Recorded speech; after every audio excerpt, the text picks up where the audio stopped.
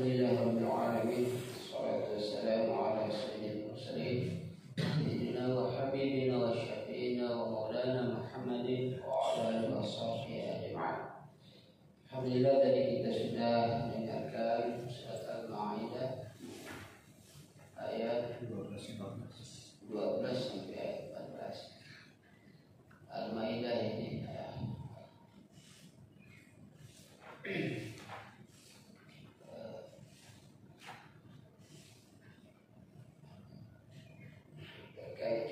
terkait dengan kisah Bani Israil yang hidup di zaman Rasul dan juga zamannya Nabi Isa alaihissalam.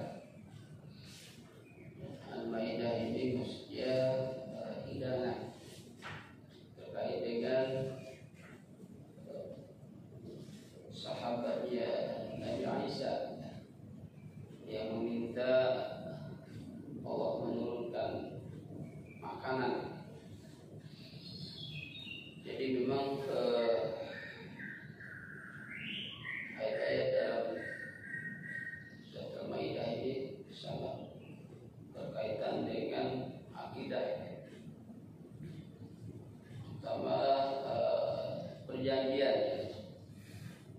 Allah telah mengambil janji kepada Bani Israil, dan memang sebagaimana kita juga sudah dengarkan di ayat-ayat sebelumnya, selalu saja Bani Israil menjadi bagian dari kisah yang benar-benar menjadi pelajaran buat kita semua tentang bagaimana keimanan mereka, keingkaran mereka, ketaatan mereka, dan juga pengkhianatan mereka. Dalam ayat 12-nya tadi diawali dengan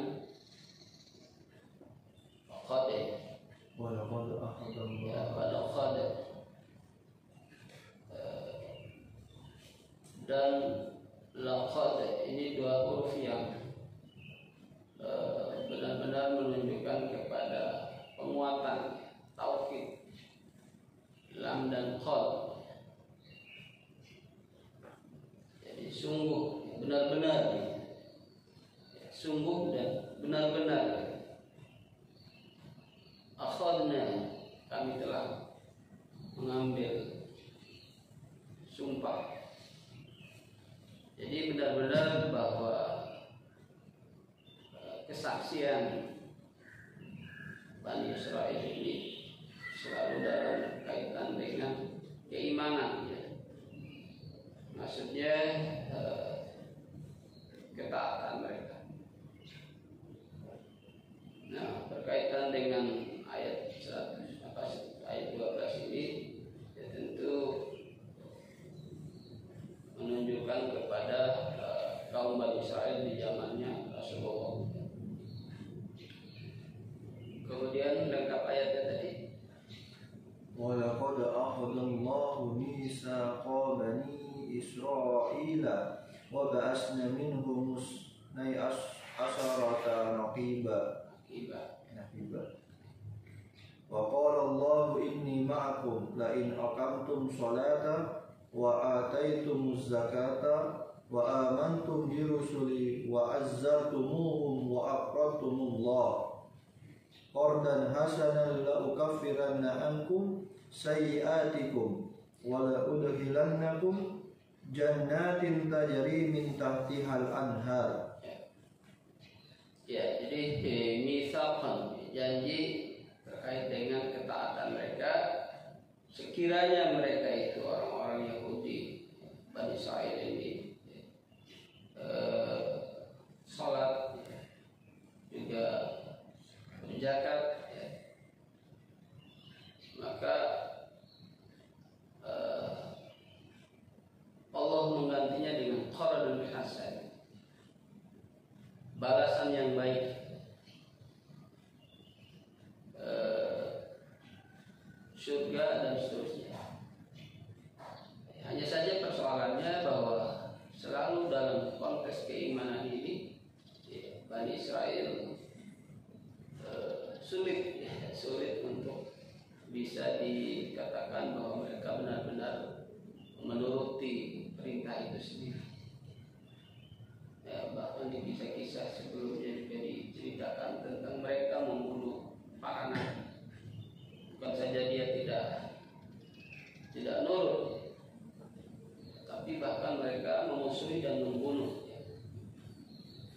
Ya, artinya bahwa kalaupun ya Bani Israel di zaman sekarang kita hidup ini mereka juga beriman kepada Allah, ya maka tentu saja keimanan mereka diberikan penggantian pahala berupa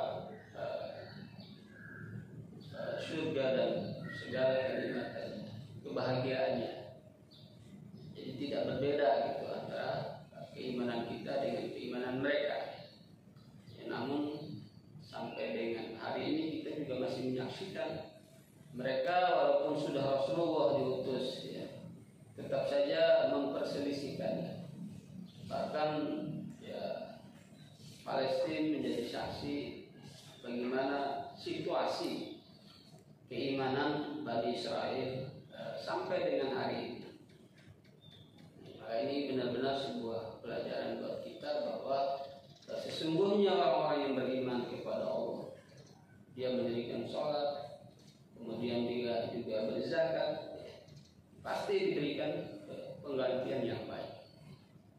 Kita pun demikian.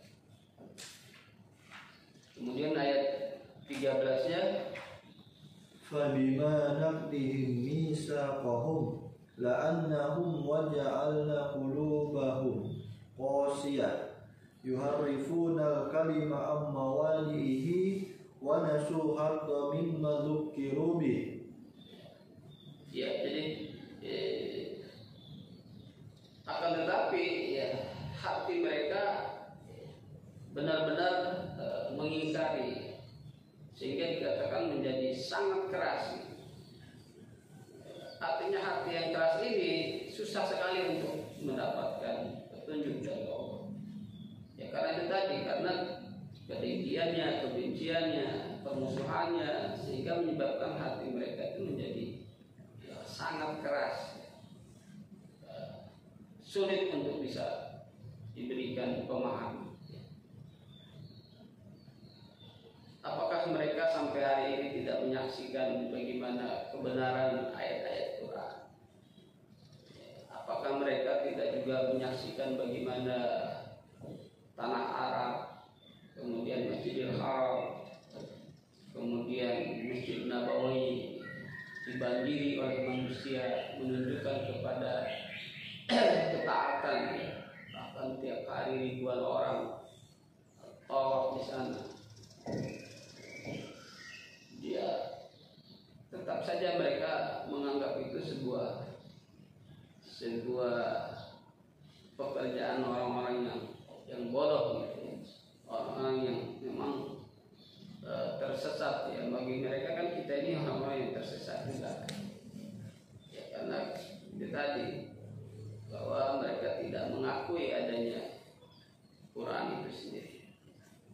Mereka mengingkari ayat-ayat yang Allah turunkan kepada Nabi Muhammad SAW. Padahal ya Nabi Muhammad juga menceritakan bagaimana kisah Nabi Isa di dalam ayat yang ke-14. Kisah Nabi Isa, kemudian bagaimana kisahnya Nabi Nuh, ya. Bagaimana kisahnya nabi-nabi sebelumnya. Bagaimana Quran itu menceritakan tentang Taurat, bagaimana Quran juga menceritakan tentang Injil. Ya lagi-lagi tetap saja mereka sulit untuk bisa beriman. Ya karena itu tadi, hati kalau sudah keras, hati kalau sudah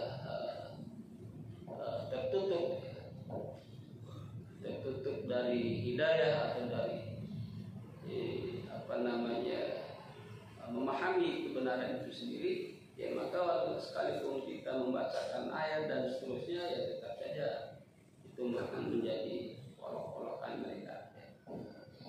Dan di Indonesia ini bukan tidak ada Bani Israel, ada orang-orang Yahudi di Indonesia, banyak ya. Ya mereka mengadakan kelapa mereka, kemudian produk-produk mereka juga luar biasa banyak.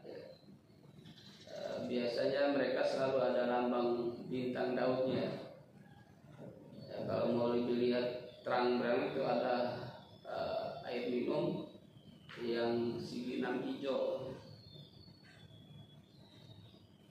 Karena lihat ya mungkin sering diminum tapi karena tidak paham jadi ada selalu logo mereka itu adalah bintang Daud, bintang 6. Kalau Islam kan selalu bintang 8, di sini nggak ada bintang 8 ya, jadi segi 4 naik seperti itu.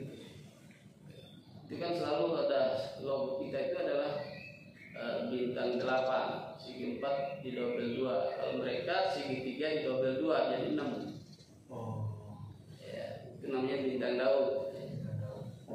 Nah, itu kan selalu simbol dalam bendera Yahudi kan bintang Daud itu dialiri oleh 2 sungai yang menunjukkan batas wilayah teritori mereka itu adalah termasuk ya, sungai yang sedang diperebutkan di lintasan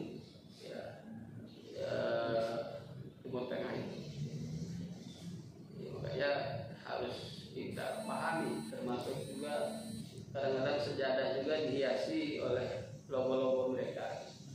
Cuma kita tidak sadar aja bahwa ada simbol-simbol yang disembunyikan oleh mereka di sejadah-sejadah kita itu. Selalu pada bintang 6. Jadi bintang 6 itu segitiga di satu mengerucut ya, satu kerucut terbalik. Nah kalau ya seperti ini saya tidak pakai di mobil kan, mobil apa itu yang ada yang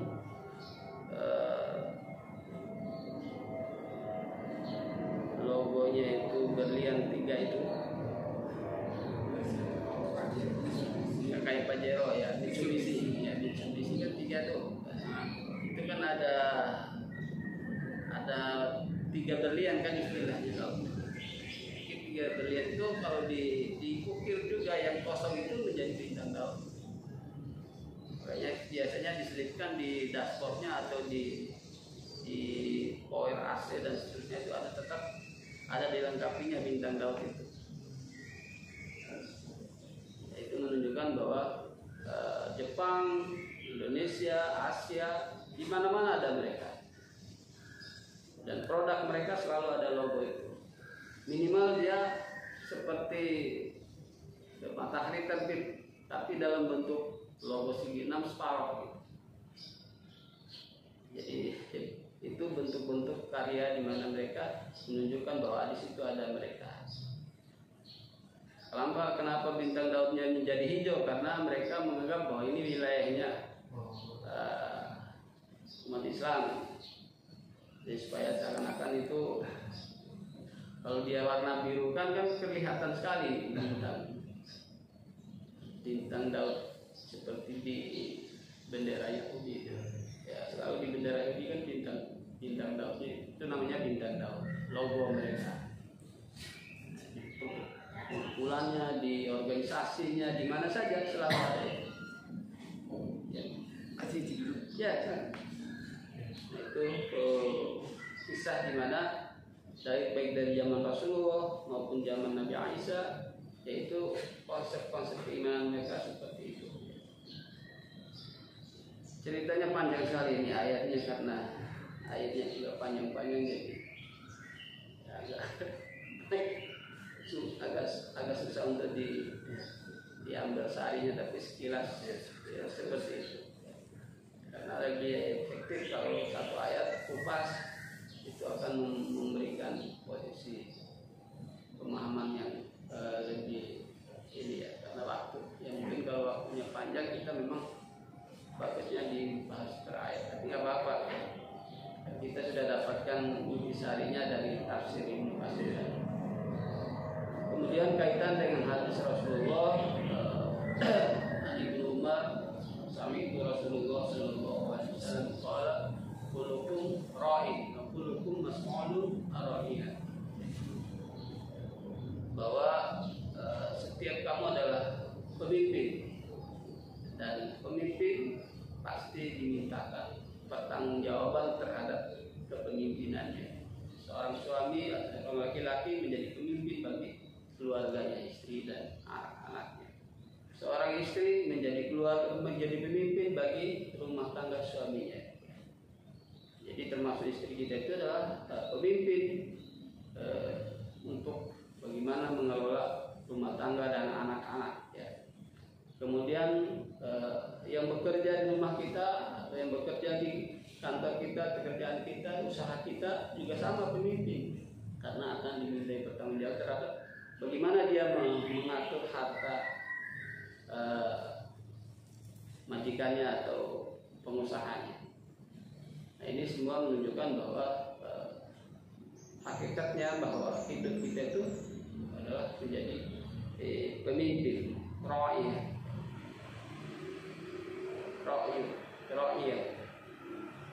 bagi rakyat. Rakyat itu bahasa Arab sebenarnya. Ya. Jadi rakyat. Ya. Jadi rakyat itu bahasa Arab itu tadi diambil dari hadis ini. Rakyat.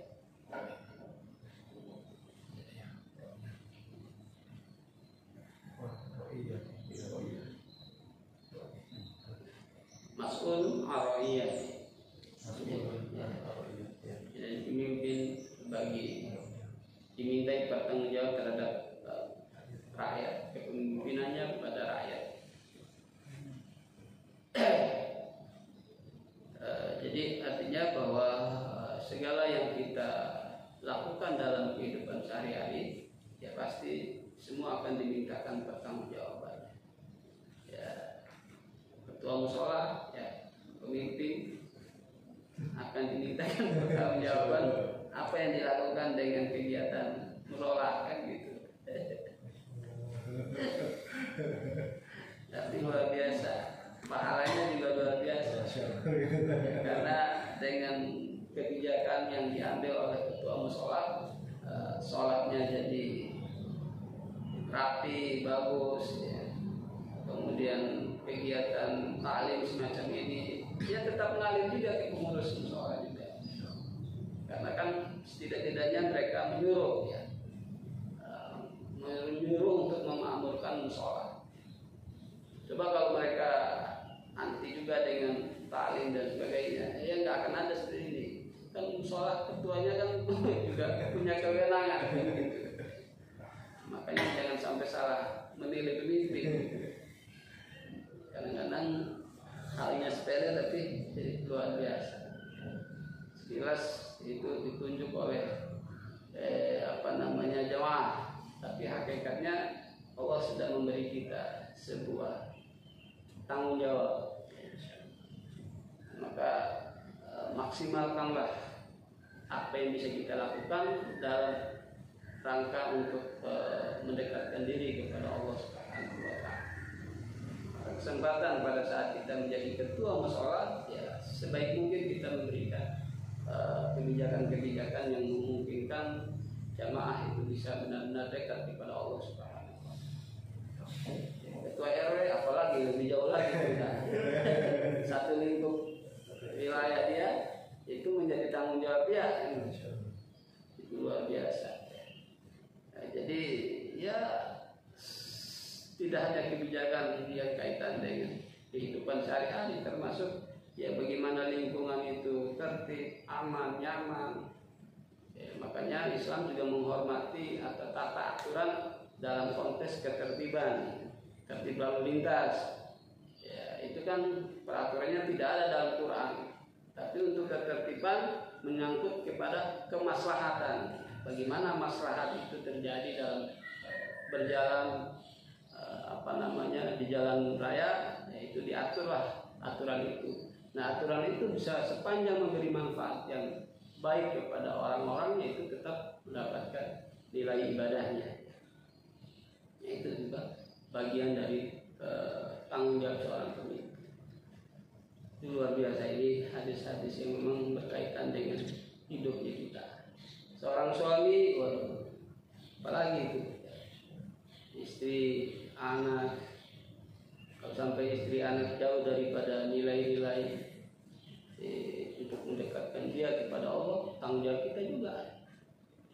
kisah seorang ya bapak ya orang tua di vonis masuk surga, anak divonis masuk neraka.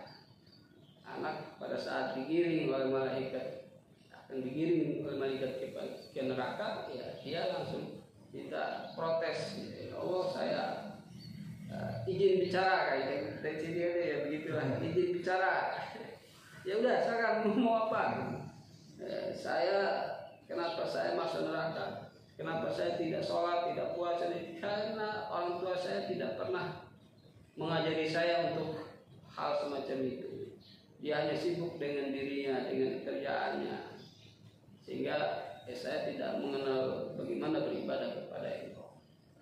Nah, itu kan sebuah gambaran gitu, bahwa pada akhirnya yang kita pimpin pun ya dia akan bisa mengajukan keberatan atau protes lah gitu. Sepanjang kalau memang kita tidak pernah memberi nasihat.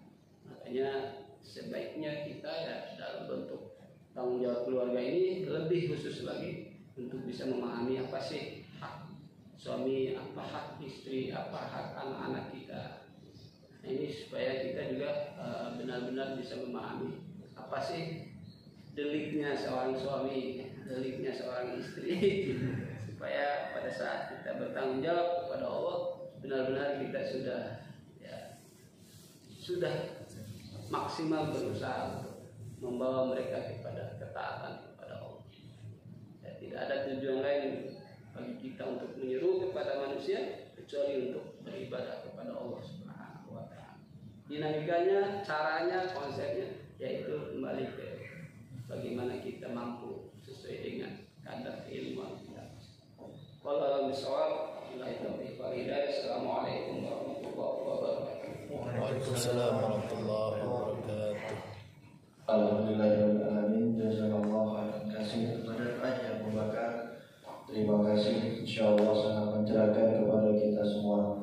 Semoga Allah Subhanahu wa taala memberikan kepada kita semua kenikmatan, kemampuan untuk bisa memahami, mengamalkan ke dalam kehidupan sehari-hari, dan yang paling penting tadi seperti yang disampaikan oleh Pak Haji, yaitu menyampaikan juga kepada keluarga kita ya, yang dan saudara-saudara kita yang tidak sempat hadir pada pagi hari ini.